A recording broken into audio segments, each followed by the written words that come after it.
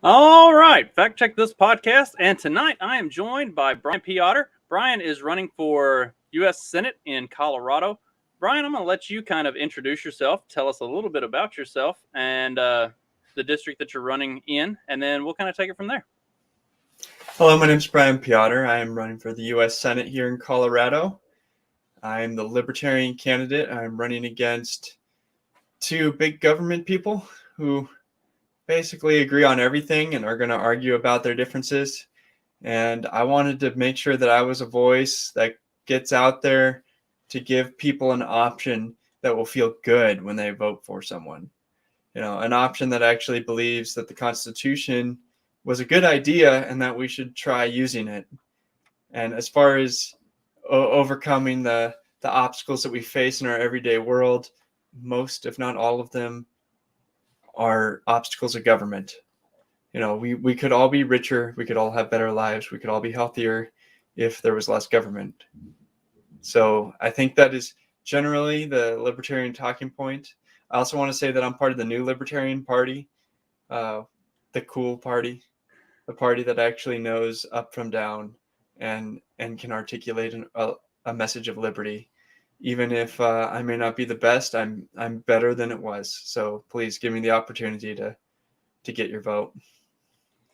So, on that topic, I guess that kind of takes us straight into the kind of the first thing. So, I'm assuming you are one of the Mises Caucus, or at least Mises Caucus adjacent libertarians. Is that a pretty safe assumption? Yes. So I started the Young Republicans Club at my high school. I was a big George Bush fan until Ron Paul changed my heart in 2008 and follow up in 2012. And that time in college for me was in between those two presidential elections where I read a whole lot of Mises and Rothbard and Hayek. And I actually became a very libertarian. I'm still a Christian. I still like the word conservative, but I get that word can be used in good and bad ways. But I became a real libertarian at that point. I did not join the Libertarian Party until I found out about the Mises Caucus and what we were trying to do to change the Libertarian Party, because I've always more or less despised the Libertarian Party, perhaps because it seems like their main goal was to argue with themselves. And Republicans and Democrats also argue with themselves, but they can put a face on their public face and go out and support each other and try to get elected. And so seeing that we've changed the party, I want to be a part of it. I want to help people get elected. It's interesting that you brought that up, because I was big into the Republican Party when I was in college. I was a big George Bush supporter. Went out and actually traveled to campaign for him in 2004. Started a college Republicans group when I was in college. And I noticed a lot of that same stuff too. Like, for the longest time, I really had no use for the Libertarian Party, just because it seemed like a lot of circle jerk without a whole lot going on in terms of like practically applying the stuff that they talked about. And like you said, like there's always fighting with each other over who's more libertarian, and that happens in the Republican Party as well. But it tends to happen more behind closed doors. I mean, over the last couple of years, you've seen it a little more publicly with the Trump movement and the Trump moment, and some of the division that has come from the more progressive conservatives versus the actual like true right wing type, or the new right as it's been called, and also you've seen it a little more publicly with the left, between the more moderate left wing and the radically woke progressive leftists. You've seen more of that schism. But usually, like you said, you know, when it comes to election time, they all put on a face, and they all support each other, and they all make it happen. Whereas the Libertarian Party is notorious for tearing each other down to their own detriment. I mean, you see it regularly. And like you see, recently, we've seen Trump go out and campaign for Dr. Oz. I think those people dislike each other. And yet they can both claim to be each other's friends for campaign purposes because they're both Republicans. And honestly, I really like Republican and Democrat people that aren't in the party. Like, as far as the party organization and structure, and they're not politicians, they're just normal people. They're my neighbors and they're my friends. I really like you, even if you're a registered Democrat or a Republican. I want to hang out with you. As long as you aren't one of those like jello politicians that you can't nail to a wall because I don't know what you think and you won't say what you mean. You know, if you're just a normal everyday American, we can hang out, we can be friends, and we agree on a lot of things. We just might disagree on the best avenue of solving the problems we both agree on are the problems. So let's talk about some of those things that you and I, in particular, are going to agree on. Let's talk about some of your platform and some of the some of the things that you're running on. I know Colorado has typically been a little more purple and leans blue. I'm not sure the particular leaning of the district that you're in. I have tried to do a little bit of research since we had the conversation of having this conversation, and it seems as if it's starting to swing back a little bit more conservative in certain parts of Colorado. So let's talk about some of your platform, some of the things that you believe firmly in, and that you're really using as like sticking points for what you're going to run on. Well, first, let me give anyone listening, here's a background on Colorado. We are like any other state that voted Republican until there was mass mail-in voting enacted. Once you do that, you vote Democrat. Once voting turnout goes into the 80% range, the people who are too lazy to vote on election day but can vote when you give them a month, those people are Democrats. So if we went to mail-in voting, if we went back to same-day voting in Colorado, I would expect Colorado would be a red state this year. And they would have been red any of the last 4 elections. It's strictly a numbers game. When you give somebody a whole month and a bunch of money to go organize the vote and get all these lazy people who are registered as Democrats to vote, the Republicans or the Democrats have an advantage. They can go door to door in apartment buildings. They can go door to door in communities where there's almost no people that would show up to vote on election day if they had to wait in line for an hour. And that is a huge advantage. We are a fully blue state because of mail-in voting. Right or wrong, that is a strategy that the left enacted successfully. California, Colorado, Wisconsin, Pennsylvania, they all were blue in 2020, Joe Biden and Georgia, because of being able to vote by mail in 2020. So has Colorado done anything about that? I know Georgia and Arizona have put in some new voting laws that require mail-in ballots to be they put extra scrutiny on mail-in ballots. I believe Wisconsin may have also done something similar to put additional scrutiny on mail-in ballots. Has Colorado done anything in that nature? Other states have been able to do things because they have opponents that will lose and are currently in control of their state legislatures.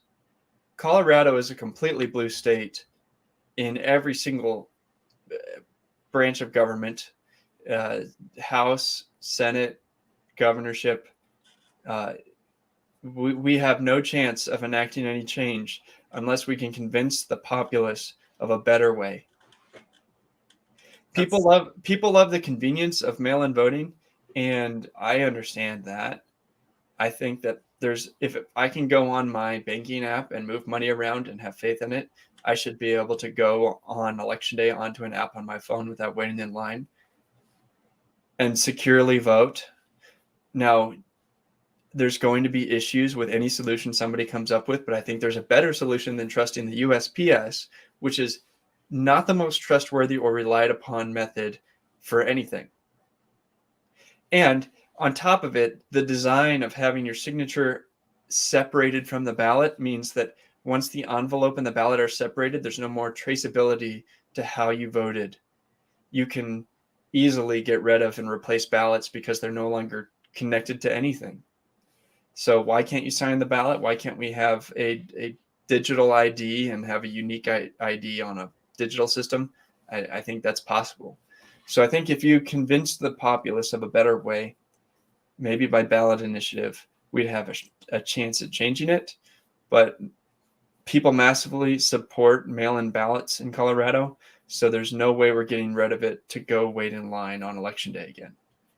And as far as libertarians go, I don't care, because it massively benefits Democrats.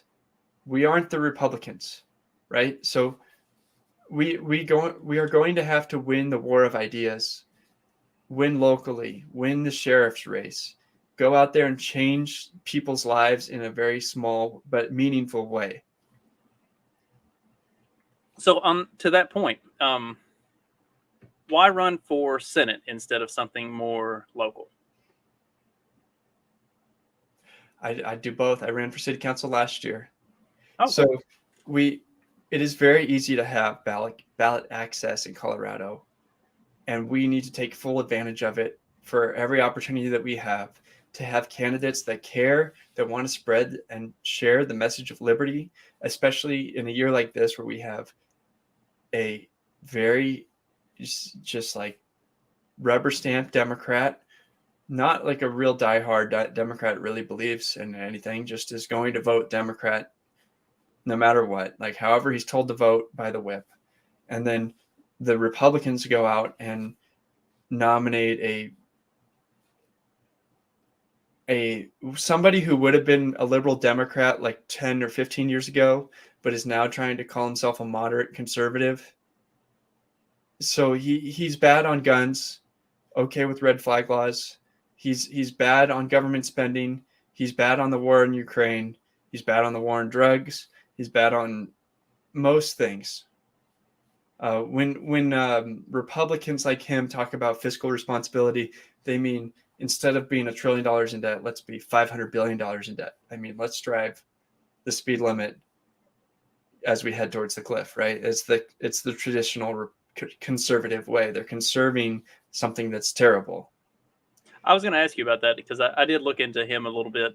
It looked like the Republican primary was a pretty crowded field, and the guy who ended up emerging, I can't remember his name off the top of my head. Which Joe Day. Yeah, okay.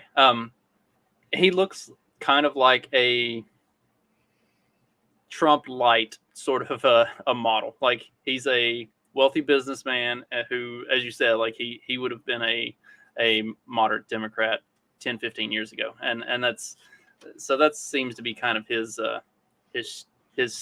shtick or his appeal, is he's sort of in that vein, and he's basically just less of a Democrat than the Democrat, for lack of a better way of explaining what appear to be his policy. So how are you campaigning wise? How are you kind of attacking that squishiness of him? Because if Colorado is kind of starting to swing a little bit back to the right, as it at least by what some people are projecting, it seems that may be happening a bit. How are you in your campaign going to attack that squishiness of a not very strong Republican candidate? I think this is an easy win for the Libertarian Party. If the Republican candidate is going to abandon his base on conservative issues, the conservatives are ours for the taking. Libertarians are good on limited government. Libertarians are good on limited government. They're good on the Constitution. We're good on gun rights. We're good on free speech. There's more in common with my campaign than O'Day's campaign for anybody who's traditionally a conservative Republican. Now, I don't know where you stand if you're a listener and you're a Republican on the war in Ukraine and the fact that I don't want to be a part of it.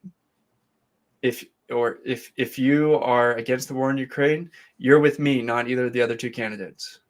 If you think that that people being let out on the streets is a bad thing for homelessness, drug use, general robbery, I'm with you.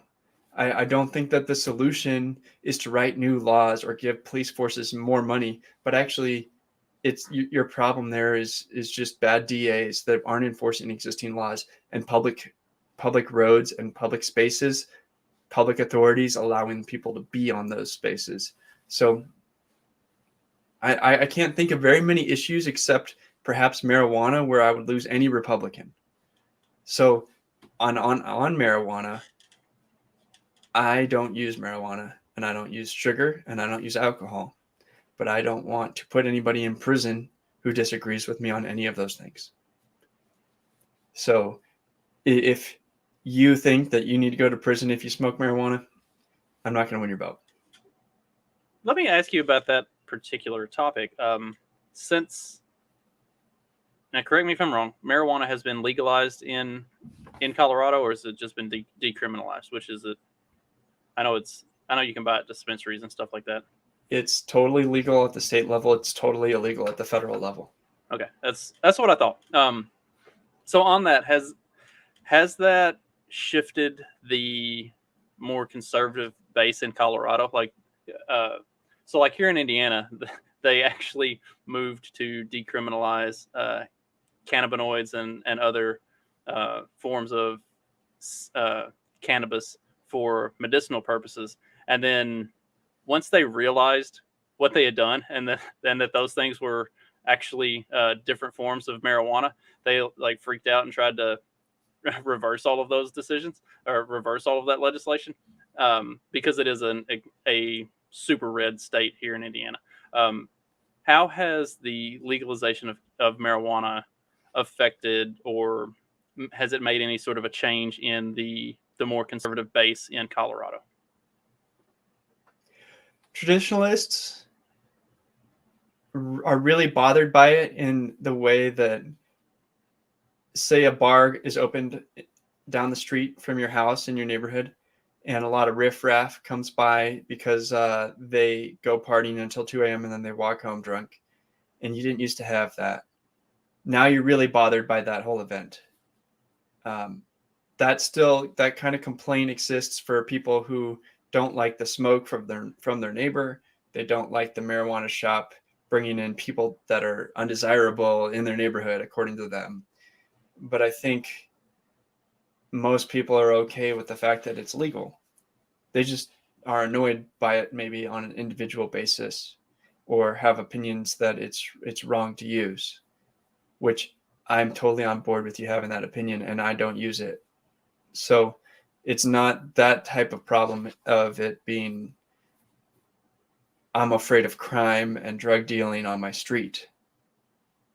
Like I feel like the actual crimes under prohibition of marijuana were way worse than legalization. Civil asset forfeiture is one of the biggest evils in our country. Last I checked, there has been a higher value of goods taken from civil asset forfeiture than under burglary. That is a bigger problem in America than burglary. By a long shot, actually. It's the stats are pretty the stats on that are pretty staggering. Like when you look at the amount, just like a dollar figure amount of what the federal government through, or state and local governments through civil asset forfeiture effectively steal on an annual basis, as opposed to what actual burglars steal. It's not. It's a horrible violation. Even close. It's a horrible violation of all of our rights. Yeah, yeah. So I mean, you have you had anybody in campaigning or anything bring up the marijuana topics or anything like that? Like, do you have some of like the statistics or figures that you can give them with that to kind of explain why, from a libertarian position, legalization of drugs is actually a positive thing, it's not a negative? I have had longer conversations where I have shared my point of view and won people over, and I've had short conversations where I have apparently touched a nerve and I will never get their vote. It's a mix. Some people are just firmly against anybody who's not against putting people in jail for marijuana, and some people are willing to talk to you about it. And that's just the way life is. There's a mix of people. And I think that I like that person who won't vote for me because of it. I am in the Venn diagram of politicians overlapping more with their beliefs than any other option on the ballot. But, people make emotional decisions on who they vote for, and that's why they aren't libertarians. Because anyone who's thought out the implications of their votes would end up libertarian. Well, and some of those people are very hardline single topic voters, and a lot of times there's something personal in their background that like you're not going to reach. I had a long conversation with somebody over Facebook during the 2020 campaign, governor's campaign here in Indiana, and at the end of it, I mean, we went back and forth all day. It was an older lady, and marijuana was actually one of the big topics that she was very opposed to. And at the end of it, she was not going to agree with me, but she agreed that I had made good points. So, like, sometimes that's as far as you're going to ever make it. And you plant a seed and hope it might actually get spring into something at some point later. And I am glad that we kind of moved in that direction, because with the topic of single issue voters, I like on your website where you list on the issues. The very first one that you have is abortion, and you have a very strong stance on that. Could you kind of elaborate on that and kind of go into that a little bit? Because that deviates from what would be maybe a traditional, or maybe the old school, like more praggy type of a libertarian position. That was something that we really struggled with when promoting the libertarian candidate here in Indiana in 2020 for governor, was that the official libertarian stance on abortion was really wordy and not real clear. And so people assumed that it meant pro-choice, when the candidate himself was very pro-life, but it wasn't explicitly stated. So talk about your position on abortion and also on adoption, because I think that's equally as important, if not more so. I am staunchly pro-life. I believe that is a life inside a womb, that calling it other things like reproductive rights is a perversion of the act. Now, 20% of pregnancies in 2020 were ended in abortion. That is an extremely high percentage. And that does not count anything that happened within, 48 hours. So morning after pills are not in the percentages at that point. It's actually, you need to wait a couple of weeks before you can test positive for being pregnant. It's not like COVID. It takes a couple of weeks. And at that point, it's a pregnancy. So 20% from that point were ended in abortion. I think that's an evil. So to be clear, I am against using government money on anything that is the result of or subsidizes an abortion, including embryonic research, stem cell therapies that are, aborted babies, vaccines that use embryos, anything that is a public dollar going to any of those things.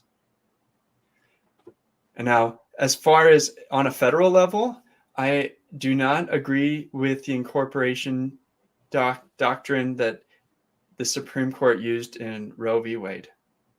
And I believe that all crimes on the level of homicide on down should be taken care of at the state level. So I don't believe there should be drug laws at the federal level. I don't think there should be any kind of violence-related laws, even if it's against the president. If the president had something committed against him, it was in a state. Or it was, I guess if crime takes place, like in the military bases outside of the U.S. boundaries, you can have federal crimes. But even in that case, like the military has they have their own judicial system, they have their own military police, they have their own military court. They have ways of dealing with that outside of the federal government. But those are still federal investigators, right? Even if they're military police in Germany, because they're the federal government. So outside of that, I think that it should be set up by the states. And I'm very conflicted about any kind of punishment for an illegal abortion. You know, does putting a woman in prison fix anything?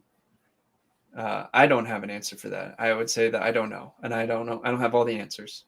I believe that abortion is murder, and that we should not allow public money to be spent on behalf of it.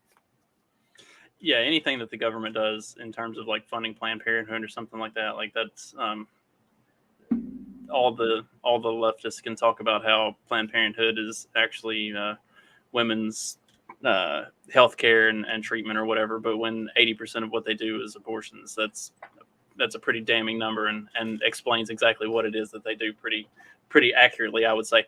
Let's talk about the adoption side of that, because you do have a very strong position on the adoption side, and I have. So I have been blessed with way too many kids, so I haven't had to go through the process or looked into it. But I do have friends who have gone through the process of adoption, and it is insanely complicated and ridiculously expensive. And really, I mean, it's a huge burden on both the parent who is trying to put a child up for adoption, as well as the parents who are trying to adopt children. So let's talk about your positions on that, and talk about that topic a little bit, because that is the second thing listed. I absolutely agree. So have you noticed people, have you ever met anybody who's gone and adopted a baby from outside of the United States? Yes. There are many reasons why that is a better solution. So first of all, regardless of what the law says, if you adopt a child in the United States that was born in the United States and is a citizen already, the mother of that child can potentially come after you for that child all the way until they are 18. Right or wrong, a family court is likely to take the case, and you have this overhang of a potential birth mother coming to take your baby away. Even if you believe that won't happen, it's a possibility. There's no way to say, here's a contract, you give away all your rights, and you can never sue us. You can never come after us. You can never contact us. Like, this won't ever be fully your baby. There's like something in the back of your mind that says there's a chance this mother could come after her baby. And at the same time, we as people understand that, you know, the original mother might become a different person in 10 years and be ready to take their kid. And that might be what's best for the child. But as someone trying to adopt, you want to adopt somebody because you want a child. And you might want to raise them as your child and not tell them that they are adopted, or however you want to do it as the parent. And so if you go outside the country, it's just simpler.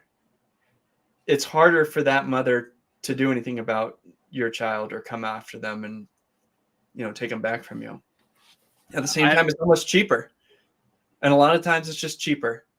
So it can cost tens and tens of thousands of dollars, and none of that money goes to the mother of the child. So say there's a 16-year-old who doesn't want a child and wants to put it up for adoption. There might be $30,000 spent on lawyers and legal paperwork and filling things out, and that 16-year-old doesn't get a penny. She puts her body through 9 months of pretty big changes to go through a pregnancy and the recovery from a pregnancy. Offer no money just to save the child, which is a heroic thing for that person to do. Why can't we give that person money? Because you can hire a surrogate to do the same thing if it's your baby. They can have money to have your baby. But if it's their baby, now you're buying a kid and it's illegal. When it should be totally allowed. You should be able to go straight to that person on like a dating app, but for adopted babies, swipe right. This baby has this background. I'm not drinking. I'm not eating sugar during the pregnancy. I'm selling it for $25,000. And you have a contract that says, okay, I'll take that kid. And that's a contract that says, this is my child forever, an heir for the rest of my life. And you will never contact this child again. It should be something simple like that. And it could make for a better world, make it easier for children to find happy homes. the psychopaths who would hear something like that would say, "Oh, well, you're trying to say that it's all right to buy and sell children." Like, no, this is a solution to the abortion and also the adoption problem that we have in the country. Like, for all of those who would hear something like what you just proposed and try to spin it as like child trafficking or something like that, those are the same people who complain about kids being in foster care, not getting proper care, kids going through, into the system and never coming back out and ending up, delinquents or in juvie and all of the horrible things that happen to kids who do enter the system. Like, these are legitimate solutions that kind of, I don't necessarily like to make the comparison, but it's a sort of an apt comparison, kind of like the legalization of marijuana. It can be, there can be controls put on it by the government that allows it to be maintained properly without having a bunch of nefarious actors involved in it, where that it is a legally binding contract. People are willfully and consentingly engaged in an exchange, and the government can collect their taxes on it too, if they, if that's what they want to do, and then make it where that it's actually attainable for normal people to, because you have to, like, in order to adopt, you almost have to be in a really good financial position. You have to really, really dot your I's and cross your T's. And like you were saying with the mother can back out or whatever. I actually had my best friend from college. He and his wife were unable to have children. And the first time that they went to adopt, both the mother and father signed away their parental rights before the baby was born. And then the week that the baby was due, the mother changed her mind. And like they had signed away their parental rights, but she changed her mind at the last minute. And so they just didn't get to have the baby, or they didn't get to bring home the baby when she had it because she backed out. Like it's like they were waiting for the baby to be born that week when she changed her mind, and then had to turn around and they were out of state. They had found a mother like out of state, and so they were in a hotel room waiting for her to go into labor, and had to just leave and go back home because they weren't going to get the baby. Like it was heartbreaking. Yeah, and that's heart-wrenching. And as far as any criticism, if anyone commits a crime with a child, whether they paid the mother to have so that they could adopt the baby or not, you can still prosecute that person for that crime. Like, oh no, they're going to child sex traffic. That's still a crime. If somebody does that, you can still get them for that. The act that they bought the kid isn't the crime that you're trying to stop. It's the actual crime. That's always something that anytime they bring up all of these like crazy hypothetical situations, it's like, yeah, but that crazy hypothetical situation is still illegal. Like if that happens, then there are avenues to prosecute the person who did that. Like it's not like they're just gonna get away with it. It's no different than having your own kid. You could do that with your own kid, right? You can be an evil person with your own child. Right. And rightly so, the state should take the child away and you should be prosecuted. Like if you do those things with your own child. Yeah. I mean, there are illegal is illegal, whether, regardless of the situation. That's the gun control argument. It's like, oh, well, what about these guns or these situations? It's like, that's already illegal. Like what you're wanting more regulation on something that's already not legal. Let's talk about that, because that is one of the things that you have mentioned on your what are Colorado gun control laws like currently, and what are some of the things, if anything, that's maybe in the works in Colorado? Do y'all have anything like constitutional carry or any loosening of gun restrictions or tightening of gun restrictions? What's going on in your state with that with the Second Amendment? On one hand, I live in one of the best states in the whole union as far as gun rights go for many different things. Our concealed carry laws allow us to carry inside government buildings as long as it isn't a K through 12 school. So you can carry on college campuses that are state campuses.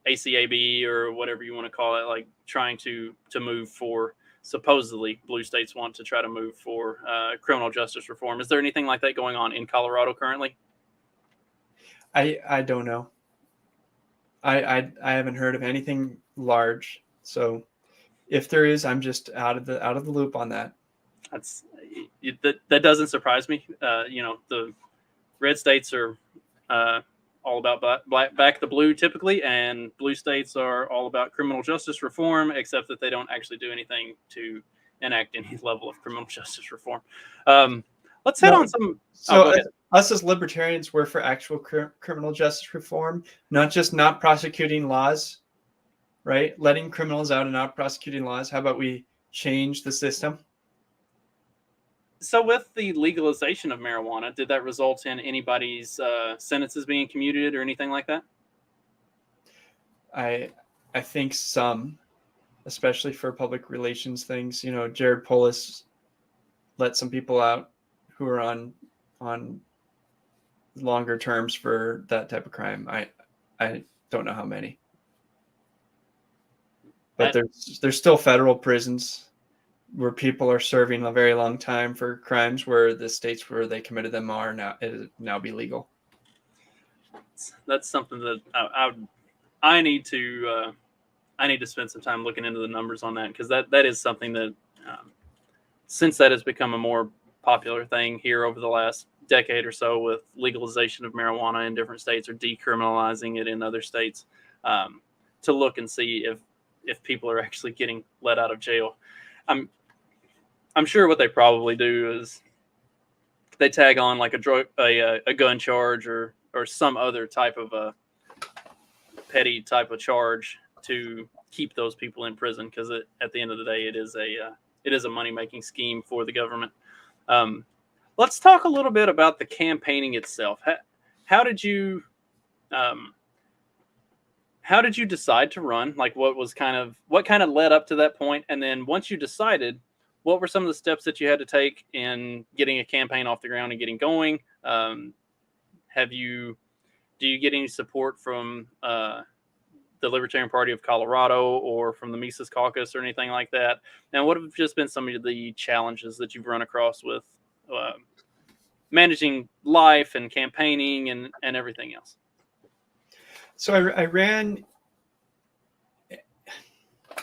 I don't know if the word successful is right or not, because I lost. I ran a good campaign last year for city council. I got 45% of the vote. I knocked on 4,000 doors, which was all the doors in my district for my city council race. And I raised, I don't know what it was. Say it's like between $13,000 and $15,000, I think. I felt like that was a successful first round of campaigning. And I learned a whole lot about how it works. Then the state convention, there was an opening to run for Senate, and I asked to do it and got support from the party, from both the Mises Caucus and the state party. I'm happy to be a part of this slate of candidates that we have in Colorado running. But I am noticing that there's quite a lot of difference in a libertarian point of view from a small race to a large race. And I am reliant far more on free media to spread the word than I am donations and mail. One piece of mail would be bigger than my entire budget. So it's not going to be in the plan. The plan is going to have to be, maybe a couple of billboards and a lot of free media, a lot of podcasts, a lot of radio shows. I have a long list of radio shows that I'm trying to call into to get on a weekly basis. It's going to be more of a mass market, get the name out there, social media, digital media, that type of campaign. And I think I still have a lot of growing to do as far as producing one that's successful. I realized that I need to work in a more of a coalition mindset. There are existing groups, PACs, political groups, church groups, gun groups that I need to put together behind my candidacy. That is going to be a bigger multiplier than anything else I can do. People that respect this group, see my endorsement, can vote for me because of it. So I'm spending my time focusing on those types of endorsements, people who are respected, honorable, or leaders of groups to put their endorsement behind me. So, with your city council run, who did you lose to? Was it to a Republican or to a Democrat? How did the vote kind of split out on that? I mean, the fact that you got 45% of the vote is like, that's phenomenal, and to knock on every door like that and to raise that much money, and in that kind of a race is really, really impressive. So that's I would say that is definitely a success. Whether you won or not, that's kind of a huge deal. So tell me a little bit about that campaign in and of itself. So I ran against a Democrat and ended up losing by 400 and change votes. Wow. Not a lot of votes in the election. He mostly spent all his money on a consultant that was shared across the slate of Democrats. And that consultant put out all his mail, designed all his mail, did his website, did everything. All he had to do was raise money and then go to events himself.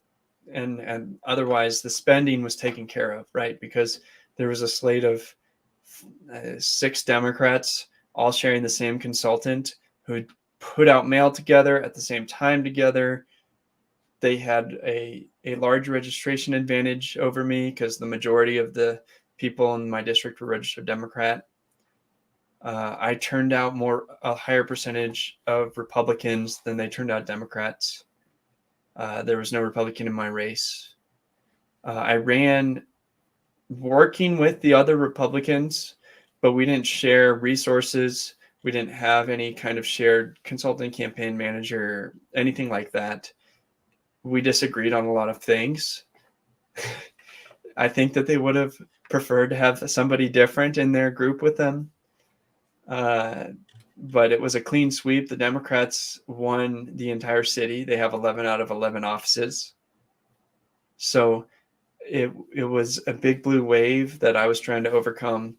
And I learned a lot about that. I think if I were to do it again, I would have set a much higher target for myself, raise twice as much money, knock on every door twice.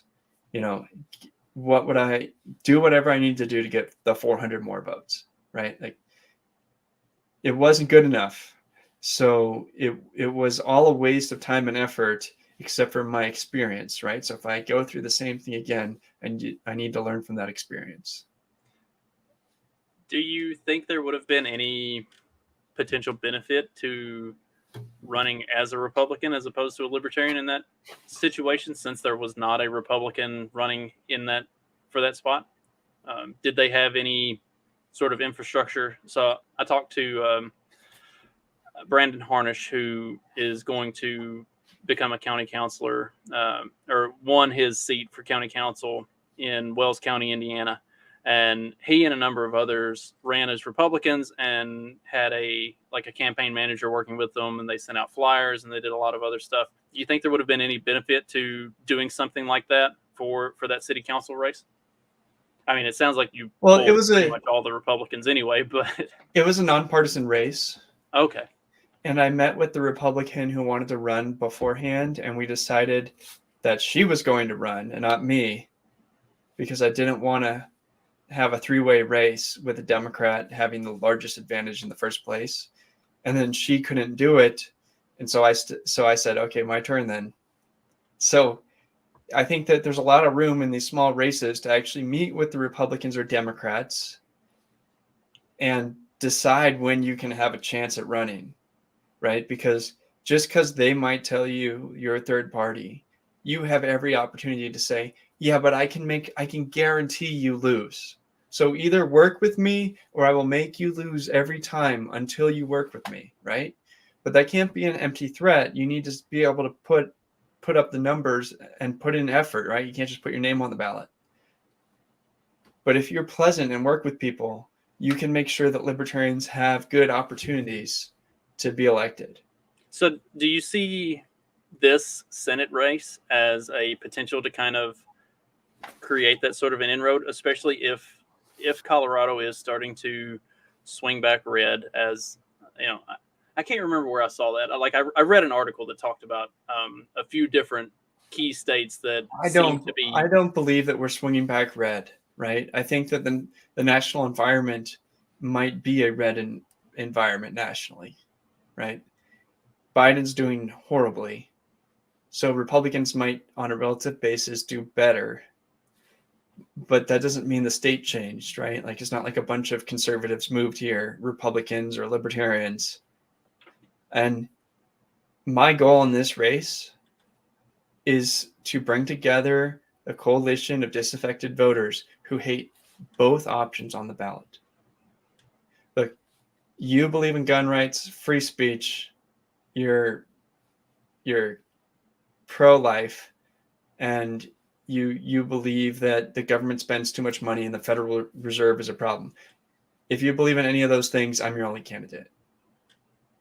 So I want to collect all the votes of disaffected voters, tell them that they should not throw away their vote on a Republican this year, that they should support a candidate that actually is a protest vote, showing that our votes add up to a big number.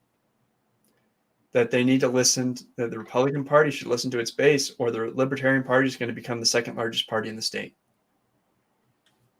Which I would prefer that. I'd prefer the Libertarian Party become the second largest party in the state, and the Republican Party becomes a minor party, because they haven't represented anybody. We are actually moving in that direction in Indiana, where the Libertarian Party is becoming the second, where the Libertarian Party is becoming the second party, as opposed to the Democrats, because the Democrats in the state have been so out there and incredibly progressive, and they only seem to be representative of like the really big cities like Indy, and that's about it. So that is kind of moving in that direction. And if the Republican Party is not actually living up to representing its base in Colorado, then that should, I guess. So I tend to lean in the more post-libertarian type of mindset. And if you have a significant problem with bad Republicans, which is what it kind of sounds like, then yeah, you need somebody who's going to push them to stop being bad and kind of get their shit together and acknowledge that either you can start to represent your base in the correct manner and actually be conservative, actually promote the ideals and the priorities and the principles that you claim to stand for, or you're going to be relegated to losing forever. So, or how about if you're going to lose, you lose with principles, right? How is the Republican Party any different than the Libertarian Party in Colorado? They lose everything. The Libertarian Party has as many victories on a statewide basis as the Republican Party can say they have. You know, the last Libertarian governor and the last Republican governor are such a long time ago that who cares, right? Like, you might as well say what you believe in,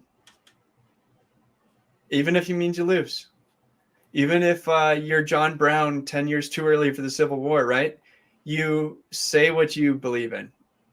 Do what's right, not just trying to say what you think will get you elected and stand for nothing. Brian, I really appreciate you taking the time. Why don't you give your plugs, tell people where they can go to find out more about you and donate and help you out and everything, and we'll get out of here. Hey, if you're still listening to this, you're one of the few people who needs to put up some money for my campaign, help me get some headshots and commercials. I promise to make them funny. I promise to try to make them as hilariously libertarian as I can. Please go to Peotter.com. Sign up to be on my email list. Give me $10. Stay in touch. Be a part of my community. I'd really appreciate it. Brian, thanks again. This has been a great episode. And for anybody who is still listening, be sure to tune back in on the next Monday, where I will have a brand new episode with Trey 50 Daniel, who has actually been in the chat during this episode. He and I are going to talk about movie and television adaptations of books and comic books and video games and how they stack up canonically, and do we even care if they stack up canonically. So thanks again, everybody. See you on Monday. See you later.